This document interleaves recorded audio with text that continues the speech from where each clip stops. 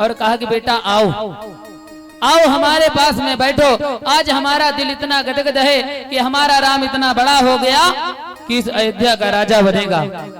तो महाराज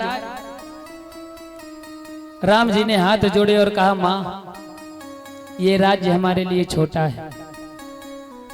भैया थोड़ी थोड़ी जमीन के पीछे लोग लड़ जाते हैं, भाई भाई लड़ जाते हैं, लेकिन महाराज राम का स्नेह देखिए, पूरा राज्य छोड़ दिया अपने भाई के लिए। सोचा और अपनी माँ से कहा कि जैसे मैं वैसे हमारे भाई भरत, कोई भी राजा बने, ये राज्य हमारे लिए छोटा है। मैया कौशल्या ने कहा कि बेटा मैं समझी नहीं। कहा माँ ये राज्य हमारे लिए छोटा है, हमारे पिताजी ने हमें बहुत बड़ा राज्य दिया है। कहा कौन सा राज्य? कहा माँ पिता दीन मोहि कानन राजू, पिताजी ने हमको जंगल का राजा बनाया है। और माँ जंगल का राजा शेर होता है, आपका बालक ये शेर है, इसे किसी का भय नहीं। माँ कौशल्या ने कहा कि बेटा आज तुम कैसी बहकी बहकी बातें कर रहे हो? कहा माँ हमारे पिताजी ने हमको,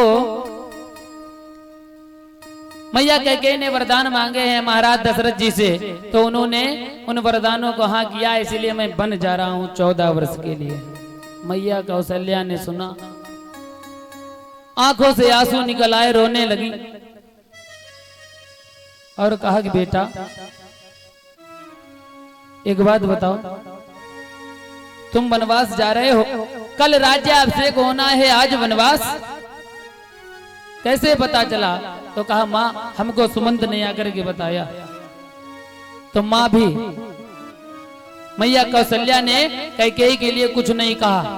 देखिए आजकल की अगर कोई देवरानी और जेठानी होती तो तुरंत ही खपड़ी फाट जाती, 1 सेकंड लगता।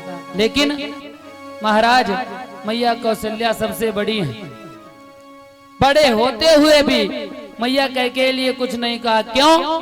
क्योंकि उनको पता है कि कौशल्या और सुमित्रा से कई गुना ज्यादा प्रेम मैया कैकेयी राम को करती हैं। मैया कैकेयी केवल माध्यम बनाई गई है राम को वनवास भेजने के लिए, स्वार्थ तो देवताओं का है और पृथ्वी मैया का है। लोग मैया कैकेयी को गालियां दिया करते हैं, और तो और आज के इस युग में कोई भी अपनी पुत्री का नाम कैकेयी रखना नहीं चाहता। अगर धोखे से किसी से कैकेयी कह दो तो वो चिढ़ और जाएगी कि हमसे कैकेयी कह दिया, जबकि मैया कैकेयी का कोई दोष नहीं था राम को वनवास भेजने के लिए। लिखा है बाबा गोस्वामी तुलसीदास जी ने कि जब जब हो धर्म के हानि, बाढ़ई असुर अधम अभिमानी, तब तब प्रभु धरि विविध शरीरा, हरहि सदा सज्जन भव पीरा। महाराज जब इस पृथ्वी पर धर्म घटने लगता है, पाप बढ़ने लगता है, तो भगवान खुद जन्म लेते हैं। धर्म बढ़ा, मैया धर्म घटा, मैया पृथ्वी से सही नहीं हुआ, तो मैया पृथ्वी ने खुद प्रार्थना की थी भगवान से, देवताओं ने कहा था। इसीलिए मैया सरस्वती को केवल माध्यम बनाया गया।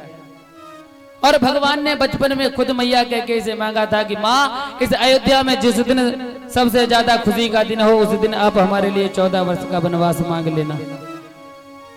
इसीलिए महाराज 14 वर्ष का वनवास हुआ। अच्छा एक बात और है, मैया कौशल्या ने केवल भगवान राम को जन्म दिया है, लेकिन मर्यादा पुरुषोत्तम राम बनाने वाली उनकी माँ कैकेयी ही है। अगर राम बन ना जाते तो राम बन न पाते। महाराज कौशल्या जी ने कहा कि बेटा जाओ, अगर माँ ने तुम्हारे लिए कहा है 14 वर्ष वनवास के लिए तो जाओ। आज महाराज राम जी ने सुमंत को बुलाया और सुमंत जी ने रथ पर बिठाया तीनों लोगों को और गंगा के पास पहुंचे हैं। महाराज सुमंत रो रहे हैं। इधर गंगा तट पर राम पहुंचे हैं, उधर महाराज दशरथ बड़ा दुखी हो रहे हैं। क्यों? देखिए, आजकल का अगर कोई पुत्र होता तो अपने पिता से लड़ जाता कि तुम होते कौन हो, हमारे लिए 14 वर्ष का वनवास मांग लिया। एक बार पूछ तो लेना था। आखिर पिता हो, मान लिया पिता हो, लेकिन फिर भी एक बार पूछना तो था। लेकिन राम ने कुछ नहीं कहा, इसीलिए सबसे महाराज दशरथ को सबसे बड़ा दुख यही हुआ कि राम ने हमसे एक बार पूछा नहीं।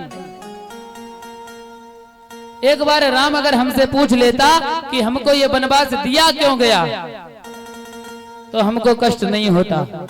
लेकिन महाराज राम ने पूछा ही नहीं। क्यों?